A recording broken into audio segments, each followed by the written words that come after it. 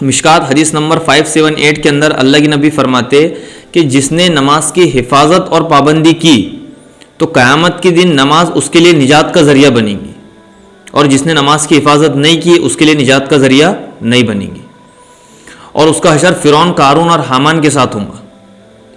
اب اس حدیث کے اندر اللہ کے نبی کہہ رہے ہیں کہ جس نے نماز کی حفاظت اور پابندی کی۔ اللہ کے نبی یہ کیوں نہیں کہہ رہے کہ جس نے نماز پڑھی؟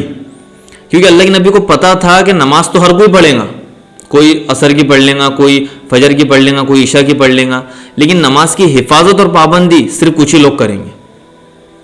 اور دوسری بات کہ اللہ کے نبی کہہ رہے ہیں کہ جس نے نماز کی حفاظت نہیں کی اس کا حشر فرعون، قارون اور حامان کے ساتھ ہوگا۔